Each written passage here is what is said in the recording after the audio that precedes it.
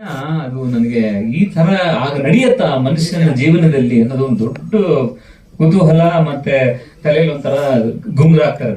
So ಅದೇ ಅಲ್ಲಿಗೆ stop ಮಾಡ್ಬಿಡ್ತೀವಿ. ಒಂದು 15 ದಿನ ಆಗುತ್ತೆ. 15 ದಿನ ಆದ್ಮೇಲೆ ಲಕ್ಷ್ಮಣ್ ಅವರು, ದಿನೇಶ್ ಅವರು ಬಂದ್ಬಿಟ್ಟು ಹೇಳ್ತಾರೆ, ಸರ್ ಒಂದ್ ಸಿನಿಮಾ ಮಾಡೋಣ ಅಂತ. ನಾರ್ಮಲ್ ಆಗಿ ಡೈರೆಕ್ಟರ್ ಆದವನು ಪ್ರೊಡ್ಯೂಸರ್ಗೆ ಒಂದ್ ಕತೆ ಹೇಳ್ಬಿಟ್ಟು ಕಾಯ್ತಾ ಇರ್ತಾನೆ, ಪ್ರೊಡ್ಯೂಸರ್ ಕಾಲ್ ಬರುತ್ತಾ ಅಂತ ಹೇಳಿ. ಆದ್ರೆ ಇದು ಏನಾಯ್ತು ಅಂದ್ರೆ, ಇವರೇ ಬಂದು ಕತೆ ಮಾಡೋಣ ಅಂತ ಹೇಳಿದ ತಕ್ಷಣ ನಾನೇನ್ ಹೇಳ್ತೀನಿ ಇಮಿಡಿಯೇಟ್ ಆಗಿ, ಸರ್ ಉಮೇಶ್ ಸರ್ ಅವ್ರ ಕತೆ ಹೇಳಿದ್ರಲ್ಲ ಅದನ್ನ ಮಾಡೋಣ ಸರ್. ಸರಿ, ಮತ್ತೆ ಅವ್ರ ಮನೆಗೆ ಹೋಗ್ತೀವಿ, ಡೀಟೇಲ್ ಕತೆ ಕೇಳ್ತೀನಿ. 72 ಸೀನ್ಸ್ ಸ್ಕ್ರೀನ್ ಪ್ಲೇ, 22 ಸೀನ್ ಬರೀತೀನಿ. ಬಂದ್ಬಿಟ್ಟು ಅವ್ರ ಮುಂದೆ ನರೇಶನ್ ಕೊಡ್ತೀನಿ. ತುಂಬಾ ನೀಟಾಗಿ ಮಾಡಿದ್ಯಾ, ಯು ಕ್ಯಾನ್ ಗೋ ಹೆಡ್ ಅಂದ್ರೆ. ಯಾಕಂದ್ರೆ ಅವ್ರ ಜವಾಬ್ದಾರಿ. ಒಂದ್ ಸ್ವಲ್ಪ ಕತೆ ಆ ಕಡೆ ಈ ಕಡೆ ಆದ್ರೂ ಅವ್ರು ಯಾರು ಬರ್ದಿರ್ತಾರೋ ಅವ್ರು ಇಷ್ಟ ಪಡೋದಿಲ್ಲ. ಎಷ್ಟೋ ಉದಾಹರಣೆಗಳಿದೆ. ತಾರಾಸು ಅವರು ಬರೆದಂತ ಒಂದ್ ಕತೆನ ಪುಟ್ಟಣ್ಣ ಅವರು ಸರಿ ಬರೋದಿಲ್ಲ, ಹೋಗೋ ಇದು ಕೆರೆ ಇದ್ದಂಗಿದೆ ಅಂತೆಲ್ಲ ಹೇಳಿರೋದೆಲ್ಲ ನಮ್ಗೆ ಭಯ ಆಗುತ್ತೆ ಅವಾಗ. ಸೊ ಹಾಗಾದಾಗ ಇವರು ಸರ್ ನನಗೆ ನರೇಟ್ ಮಾಡದಂತದನ್ನು ಒಂದ್ಸಲ ಕ್ಲೀನ್ ಆಗಿ ಡೈಲಾಗ್ ಬರೆದು ಅವ್ರ ಮುಂದೆ ಒಪ್ಪಿಸಿದಾಗ ಅವರು ಸರಿಯಾಗಿ ಮಾಡಿದ್ರೆ ಕ್ಯಾನ್ ಪ್ರೊಸೀಡ್ ಅಂದ್ಮೇಲೆ ನಾವು ಶೂಟಿಂಗ್ ಕ್ಯಾಸ್ಟಿಂಗ್ ಶುರು ಮಾಡ್ತೀವಿ. ಎಲ್ಲ ಪಾತ್ರಗಳು ಫಿಟ್ ಆಗುತ್ತೆ. ಹೀರೋ ಪಾತ್ರ, ಇನ್ನೊಂದು ಕ್ಯಾರೆಕ್ಟರ್. ಆದ್ರೆ ಈ ಚಾಲೆಂಜಿಂಗ್ ಅಂದ್ರೆ ಆ ರಾಮಣ್ಣನ ಕ್ಯಾರೆಕ್ಟರ್ ಏನ್ ಸುಂದರರಾಜ್ ಮಾಡಿದಾರೋ ಅದು ತಲೆ ಕೆಟ್ಟೋಗುತ್ತೆ. ಎಷ್ಟೋ ಜನ ಅನ್ಕೊಂತೀವಿ ಏನೋ ಹಿಂಗಾಗತ್ತಾ. ಒಂದ್ ಫೈನ್ ಡೇ ಇವರು ಪ್ರೊಡ್ಯೂಸರ್ ಹೇಳ್ತಾರೆ, ಸರ್ ಸುಂದರರಾಜ್ ಅವ್ರು ಹೆಂಗೆ ಸರ್? 9:30 ರಾತ್ರಿ. ಸರಿ ಸರ್ ಫೋನ್ ಮಾಡ್ತೀವಿ. ಯಾವ ಆರ್ಟಿಸ್ಟ್ ನೋಡಿ 9:30ಗೆ ಮನೆಗೆ ಬನ್ನಿ ಅಂತ ಹೇಳಲ್ಲ, ನಿಮ್ಗೆ ಗೊತ್ತು. ಸೊ ಸರ್ ಮನೆಗೆ ಬಂದ್ಬಿಡಿ ಅಂತ. ನಾನು ನನ್ 2 ವೀಲರ್ ಇವ್ರು ಕೂರ್ಸ್ಕೊಂಡ್ ಬರ್ತೀನಿ ಅವ್ರ ಮನೆಗೆ. ಬಂದ್ಬಿಟ್ಟು 9:45ಗೆ ಅವ್ರ ಕತೆ ಹೇಳ್ತೀನಿ. ಅವ್ರ ಕಣ್ಣಲ್ಲಿ ನೀರು ತುಂಬಿಡುತ್ತೆ. ಕರ್ತರಿಗೆ, ಮಾಧ್ಯಮ ಮಿತ್ರರಿಗೆ, ಈ ಕಾರ್ಯಕ್ರಮವನ್ನು ವೀಕ್ಷಿಸ್ತಿರುವ ಎಲ್ಲ ತಾಯಂದರಿಗೆ, ಎಲ್ಲ ಹಿರಿಯರಿಗೆ, ಎಲ್ರಿಗೂ ನಮಸ್ಕಾರ. ವೇದಿಕೆ ಮೇಲೆ ಎಲ್ಲ ಹಿರಿಯ ಕಲಾವಿದರಿದ್ದಾರೆ, ಎಲ್ಲ ದಿಗ್ಗಜರು ಅಂತಾನೆ ಹೇಳ್ಬೋದು. ನಾವೆಲ್ಲ ರಿಯಲ್ ಲೈಫಲ್ಲಿ ಹೀರೋ ಆದರೆ, ಇಲ್ಲೊಬ್ರು ರಿಯಲ್ ಲೈಫಲ್ಲಿ ಹೀರೋ ಇದ್ದಾರೆ. ಆ ಬೇಸ್ಡ್ ಮೇಲೆ ಒಂದು ಕತೆ ಮಾಡಿದ್ದಾರೆ, ಚಾರ್ಜ್ ಶೀಟ್ ಅಂತ. That is S K. ಉಮೇಶಣ್ಣ. ಸೊ ಈ ಚಿತ್ರದ ಸಾಂಗ್ ನೋಡಿದ ತಕ್ಷಣ ಸಿನಿಮಾ ನೋಡಬೇಕು ಅನ್ಸುತ್ತೆ. ಏನಕ್ಕೆ ಅಂದ್ರೆ, ಅಂಕಲ್ ಬಾಡಿ ಲ್ಯಾಂಗ್ವೇಜ್ ಅಂತ ತುಂಬಾ ಚೆನ್ನಾಗಿ ಗೊತ್ತು. ಅವ್ರ ಕೈಯೆಲ್ಲ ಹಿಂಗೆಲ್ಲ ಶಿವರ್ ಆಗೋದು ಅಥವಾ ಅಷ್ಟು ಸ್ಲೋ ಆಗಿ ನಡೆಯೋದು ಅದೆಲ್ಲ ಇಲ್ಲ. ಬಟ್ ಕ್ಯಾರೆಕ್ಟರ್ ಅಂತ ಬಂದಿದ ತಕ್ಷಣ ಆ ಇನ್ವಾಲ್ವ್ಮೆಂಟ್ ಏನೂ ಗ್ರಾಂಟೆಡ್ ಆಗಿ ತಗೊಳಲ್ಲ.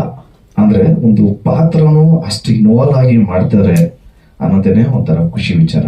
ಅಂಡ್ ಈ ಇಂಡಸ್ಟ್ರಿಯಲ್ಲಿ ಶಾರ್ಟ್ ಕಟ್ ಅನ್ನೋದೇ ಇಲ್ಲ. ನೀವು ಸಸ್ಟೈನ್ ಆಗ್ಬೇಕು ಅಂದ್ರೆ ನಿಜವಾಗ್ಲೂ ಒಂದೇ ರೀತಿ, ಒಂದೇ ದಾರಿ. That is talent and hard work. ಅದಿರೋದಕ್ಕೇನೆ ಅಂಕಲು ಇವತ್ತು 250ನೇ ಚಿತ್ರ ಮಾಡ್ತಾ ಇರೋದು. ಸೊ ಅದೆಲ್ಲ ಬಿಡಿ, ನಾವು ಅದನ್ನೆಲ್ಲ ಹೇಳಕ್ಕೆ ಇಲ್ಲ. 250ನೇ ಚಿತ್ರ ಅಂತಲ್ಲ, ಯಾಕೆಂದ್ರೆ ನಮ್ದು ಇನ್ನು 6 ಚಿತ್ರನೂ ಆಗಿಲ್ಲ. ಇನ್ನೊಂದು 7 ಜನ ಆದ್ಮೇಲೆ ಎಲ್ಲ ಟೋಟಲ್ ಮಾಡಿದ್ರೆ 250 ಆಗಬಹುದೋ ಏನೋ. ಬಟ್ ಇನ್ಸ್ಪೈರ್ ಯಾರಿಂದ ಬೇಕಾದ್ರೂ ಆಗ್ಬೋದು. ಆದ್ರೆ ಅಂಕಲಿಂದಾನೇ ಇನ್ಸ್ಪೈರ್ ಆಗೋದಕ್ಕೆ ಒಂದು ಕಾರಣ ಅವ್ರದ್ದು ಒಂದೇ ಟ್ಯಾಲೆಂಟ್. ನಾವು ಆ ಶಾರ್ಟ್ ನೋಡಿದ ತಕ್ಷಣ ಒಂದು ಲೆಟರ್ ಹಾಕೋದು, ಕೈ ನಡಗಿಸಿ ಲೆಟರ್ ಹಾಕೋದು, ಮಗಳು ಹುಡ್ಕೊಂಡ ತವಕ, ಆ ಬಾಡಿ ಲ್ಯಾಂಗ್ವೇಜ್, ಮತ್ತೆ ಒಂದು ಕ್ಲೋಸ್ ಅಪ್ ಇಟ್ಟಾಗ ಪರ್ಫಾರ್ಮ್ ಮಾಡುವಂತ ಒಂದು ರೀತಿ, ಇದೆಲ್ಲ ನಿಜವಾಗ್ಲೂ ವಾವ್ ಅನ್ಸುತ್ತೆ. ಖಂಡಿತ ಈ ಚಿತ್ರನ ಫ್ಯಾಮಿಲಿ ಜೊತೆ ನಾನು ಫಸ್ಟ್ ಡೇ ಫಸ್ಟ್ ಶೋ ಹೋಗಿ ಆಲ್ಸೋ ಈ ಚಿತ್ರದ ನಿರ್ದೇಶಕರಾದ ನಮ್ಮ ವೆಂಕಟ್ ಸರ್ಗೆ ಅಂಡ್ ಪ್ರೊಡ್ಯೂಸರ್ ಆದ ಲಕ್ಷ್ಮಣ್ ಸರ್ಗೆ, ದಿನೇಶ್ ಸರ್ಗೆ ಥ್ಯಾಂಕ್ಸ್ ಹೇಳೋದಕ್ಕೆ ಇಷ್ಟಪಡ್ತೀನಿ. ಯಾಕೆಂದ್ರೆ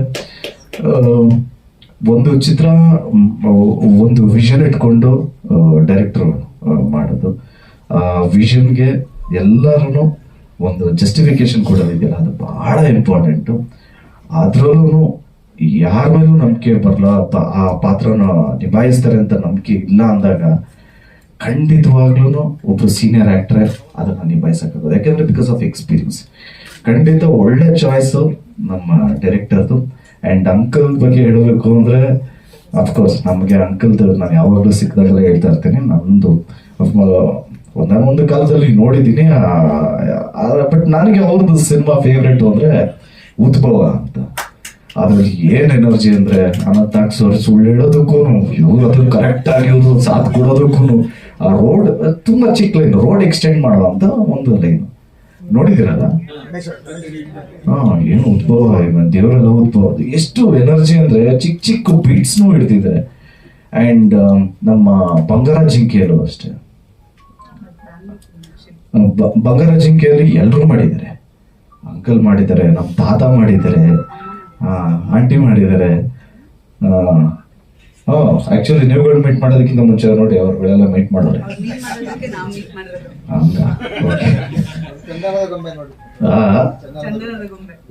ಆಮೇಲೆ ಇದು ಅಂಕಲ್ ಯಾವ್ದದು, ಅಲ್ಲ ಇದು ಬಂದಾಳು ಬಿಂಕದ ಸಿಂಗರ್ ಯಾವ್ದದು ಲಾಸ್ಟ್ ನೀವೇ ಬಾನೆಲ್ಲ ಮೊದಲು ಚಂದ್ರಕ್ಕೆ ಅದೆಲ್ಲ ಎಂತ ಒಳ್ಳೊಳ್ಳೆ ಮೂವೀಸ್. ಸೊ ಅಂಕಲ್ಗೆ ಆಲ್ ದ ವೆರಿ ಬೆಸ್ಟ್ ಹೇಳೋದಕ್ಕೆ ಇಷ್ಟಪಡ್ತೀನಿ.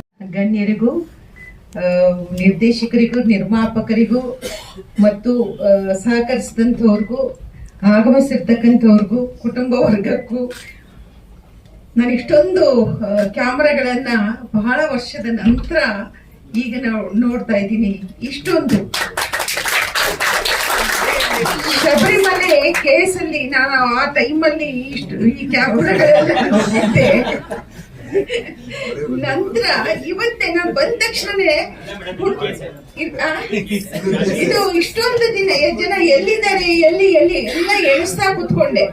ಅದಕ್ಕೆ ಇಷ್ಟೊಂದು ಜನ ಇದ್ದೀರ ಮಾಧ್ಯಮದ ಎಲ್ಲ ಗಣ್ಯರಿಗೂ ಕೂಡ ನನ್ನ ಪೂರ್ವಕವಾದಂತಹ ನಮಸ್ಕಾರಗಳನ್ನು ಹೇಳ್ತಾ,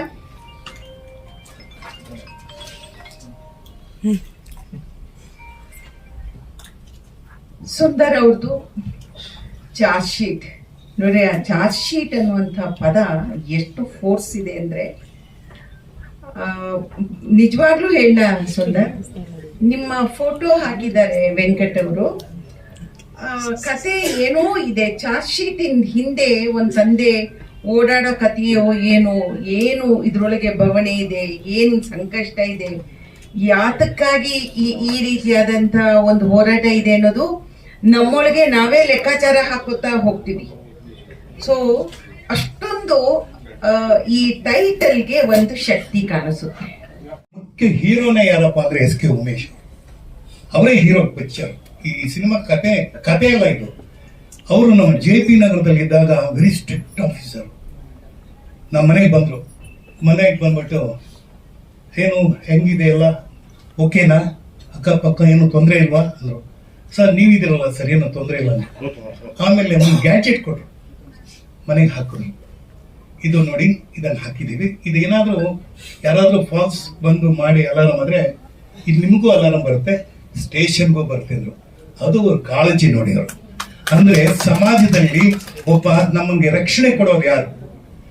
ದೇಶಕ್ಕೆ ರಕ್ಷಣೆ ಕೊಡೋನು ಸೈನಿಕ, ಸ್ಟೇಟ್ಗೆ ರಕ್ಷಣೆ ಕೊಡೋರು ಪೊಲೀಸ್ ಅಧಿಕಾರಿಗಳು, ಪೊಲೀಸು ಬೇರೆ. ಸೊ ಅವರ ಒಂದು ಈ ಚಾರ್ಜ್ ಶೀಟ್ ಅನ್ನೋದು ಟೈಟಲ್ ನಮ್ಮ ನಿರ್ದೇಶಕರು ಇಟ್ಟರು. ಇದನ್ನ ನೋಡಿದಾಗ ನಮ್ದೇ JP ನಗರದಲ್ಲಿ ನಡೆದಂತ ಘಟನೆ 2003 2008ವರೆಗೂ ಹುಡುಕ್ತಾನೆ ಇರ್ತಾನೆ, ತಂದೆ ಸಿಗಲ್ಲ. ಕಡೆಗೆ ಇವರು ಕೇಸ್ ತಗೊಂಡು ಅದನ್ನ ಸಾಲ್ವ್ ಮಾಡಿ ಅದಕ್ಕೊಂದು ಅಂತ್ಯ ಕೊಡ್ತಾರೆ. ನಾನು ಈ ಸಿನಿಮಾ ಬಗ್ಗೆ ಒಂದು ಹೇಳ್ಬೇಕು ಅಂತಂದ್ರೆ, ಈ ನಿರ್ಮಾಪಕರ ಬಗ್ಗೆ ನಿಜವಾಗ್ಲೂ ನಾವು ಕಾಳಜಿ ವಹಿಸ್ಬೇಕು. ಯಾಕೆಂದ್ರೆ ಇವರು ಹೇಳಿದ್ರು ಬಡ್ಜೆಟ್ ಇತ್ತಂದ್ರೆ ಧ್ರುವ, ಬಡ್ಜೆಟ್ ಇಲ್ಲಂದ್ರೆ ಸುಂದರ ಅಂತ. ನಮಗೆ ನೋ ಬಡ್ಜೆಟ್ ಇಲ್ಲ. ಅದಲ್ಲ, ಆಕ್ಚುಲಿ ಗೊತ್ತಾ, ಚಾರ್ಜ್ ಶೀಟ್ ಯಾವ ರೀತಿ ಸಿನಿಮಾ ಆಗ್ಬೇಕಂದ್ರೆ, ಹಾಕಿರೋ ಬಂಡವಾಳ ಸುಂದರ್ ರಾಜಿಗೆ ಹಾಕಿರೋ ಬಂಡವಾಳ ಇರ್ಲಿ, ಬರೋದು ಧ್ರುವನಿಗೆ ಬರೋ ಕಲೆಕ್ಷನ್ ಬರುತ್ತೆ. ಸಿನಿಮಾ ಕನ್ನಡ ಸಿನಿಮಾ ಆ ರೀತಿ ಆಗಲಿ. ನಾವು ಕಮ್ಮಿ ಬಜೆಟ್ ಅಲ್ಲಿ ಸಿನಿಮಾ ಮಾಡ್ತೀವಿ, ಹೆಚ್ಚಾಗಿ ಗಳಿಸ್ತೀವಿ ಅಲ್ವಾ? ನಿಜ ಮಾತು. ಯಾಕೆಂದ್ರೆ ಇಲ್ಲ ಒಂದ್ ನಿಮಿಷ, ತಮಾಷೆನೂ ಇದೆ, ಜೊತೆ ಸೀರಿಯಸ್ ಇದೆ. ಯಾಕೆ ಹೇಳ್ತೀನಿ ಅಂದ್ರೆ, ಇವತ್ತು ಪ್ರತಿ ಕ್ಷಣನೂ ಸಿನಿಮಾ ಮಾಡುವಾಗ ಸರ್ ನಾವ್ ಯಾರು ಎಲ್ಲೋ 5 ಸ್ಟಾರ್ ಹೋಟೆಲಿಂದ ಊಟ ತರಿಸ್ಕೊಂಡು ತಿರ್ಲಿಲ್ಲ ಸರ್. ರೋಡ್ ಸೈಡ್ ಫುಡ್ ತಿಂದಿದ್ದ ರೈಟ್ ಸರ್. ಅಲ್ಲೇ ಸಾರು, ಅಲ್ಲೇ ಸೊಪ್ಪು, ಅಲ್ಲೇ ಹಪ್ಪಳ, ಅಲ್ಲೇ ಯಾವುದೋ ಒಂದು ಪೇಪರು. ನನಗೆ ಖುಷಿ ಆಯ್ತು ಅಂದ್ರೆ, ಸಿಕ್ಕತ್ತೆ ಮನೇಲಿ ಅದೆಲ್ಲ ಸಿಕ್ಕತ್ತೆ, ಹೋಟ್ಲ ದುಡ್ಡು ಕೊಟ್ರೆ ಅದೆಲ್ಲ ಸಿಕ್ಕತ್ತೆ. ಸಿನಿಮಾದಲ್ಲಿ ಮಾತ್ರ ನಾವು ನಿಜವಾದ ಮನುಷ್ಯರಾಗಬೇಕು, ನಿಜವಾದ ಕಲಾವಿದರಾಗಬೇಕು. ಇದಕ್ಕೆ ಮುಖ್ಯ ಕಾರಣ ನಾನು ನೆನ್ಸ್ಕೊಳ್ಳೋದು ರಾಜ್ಕುಮಾರ್ನ.